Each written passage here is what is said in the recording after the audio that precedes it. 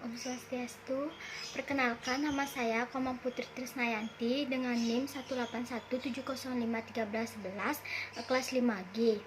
Di sini saya akan membahas mengenai materi dan contoh soal laba atas transaksi antar perusahaan aktiva tetap. Sebelum memasuki ke contoh soal, sebelumnya saya di sini akan menjelaskan mengenai pengertian laba atas transaksi antar perusahaan aktiva tetap. Transaksi atas perusahaan afiliasi yang melibatkan penjualan pembelian aktiva tetap menimbulkan laba dan rugi yang belum direalisasi bagi entitas yang dikonsolidasikan. Laba dan rugi yang demikian dieliminasi atau ditangguhkan dalam pelaporan hasil operasi dan posisi keuangan entitas yang dikonsolidasikan. Bagian dari laba atas transaksi antar perusahaan aktiva tetap dibagi menjadi dua.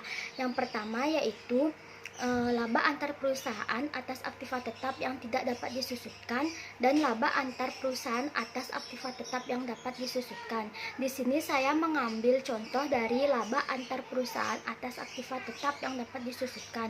Sebelum ke contoh soal, saya di sini menjelaskan apa itu laba antar perusahaan atas aktiva tetap yang dapat disusutkan. Penjualan aktiva tetap antar perusahaan yang terkena penyusutan atau amortisasi yang menghasilkan keuntungan atau kerugian yang belum direalisasi atau disajikan dalam akun perusahaan afiliasi penjual.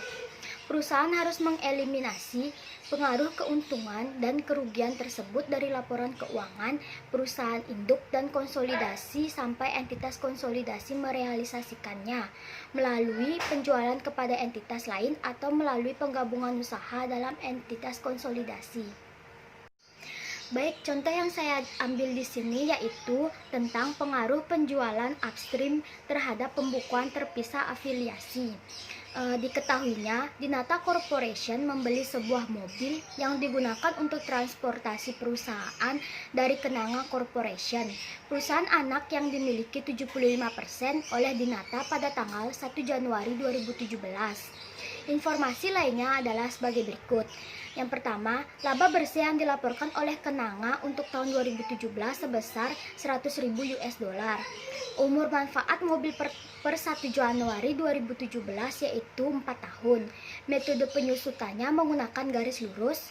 Nilai tukar tambah mobil per 31 Desember 2019 yaitu 4.000 US dollar. Biaya mobil bagi Kenanga yaitu 16.000 US dollar dan akumulasi penyusutan mobil per 31 Desember 2015 yaitu sebesar 6.000 US dollar. Jika Kenanga menjual mobil tersebut kepada Dinata sebesar 20.000 US dollar tunai. Ditanyanya yaitu, buatlah ayat jurnal Kenanga dan Dinata pada pembukuan terpisahnya untuk tahun 2019. Jawaban yang pertama yaitu untuk pembukuan Kenanga Corporation, di sini jurnalnya per tanggal 1 Januari yaitu untuk mencatat penjualan mobil. Di debit yaitu kas sebesar 20.000, di akumulasi penyusutan di debit juga sebesar 6.000, mobil di kredit sebesar 16.000 dan keuntungan atas penjualan mobil sebesar 4.000 di kredit. Itu didapat dari tabel yang sudah diberikan di atas. Yang kedua yaitu pembukuan Dinata Corporation. Jurnalnya per 1 Januari untuk mencatat pembelian mobil. Mobil di debit sebesar 20.000 dan kas di kredit sebesar 20.000 juga. Jurnal yang selanjutnya untuk Dinata Corporation per 31 Desember yaitu untuk menghitung beban penyusutan.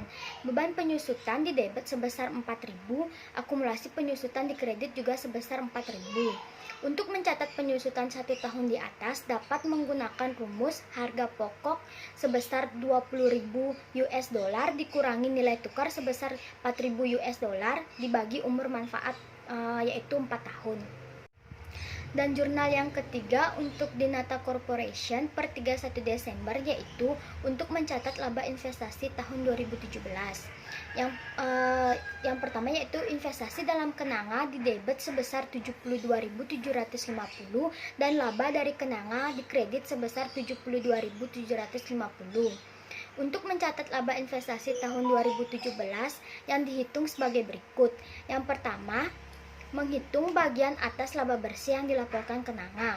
Dengan menghitung dengan cara laba bersih yang dilaporkan dikali perusahaan anak yang dimiliki Dinata. Laba bersihnya sebesar 100.000 dan perusahaan anak yang dimiliki Dinata sebesar 75%, mendapatkan hasil sebesar 75.000. Menghitung yang kedua yaitu keuntungan atas mobil yang belum direalisasi. Dengan cara nilai tukar dikali perusahaan anak yang dimiliki Dinata. Nilai tukarnya sebesar 4.000 dan perusahaan anak yang dimiliki Dinata sebesar 75% dan hasilnya sebesar 3.000. Nah, bagian atas laba bersih dan keuntungan atas mobil yang belum direalisasi itu dikurangi mendapatkan hasil 72.000. Perhitungan yang ketiga yaitu pengakuan bagian per bagian atas keuntungan. Dengan menghitung dengan cara nilai tukar dibagi umur manfaat dikali perusahaan anak yang dimiliki Dinata. Nilai tukarnya sebesar 4.000 dibagi umur manfaat sebesar 4 tahun. Hasilnya dikali perusahaan anak yang dimiliki Dinata sebesar 75%, mendapatkan hasil 750. Nah, jumlah dari bagian atas laba bersih dan keuntungan atas mobil yang belum direalisasi mendapatkan 75.000 itu ditambah dengan pengakuan bagian per bagian atas keuntungan sebesar 750, mendapatkan hasil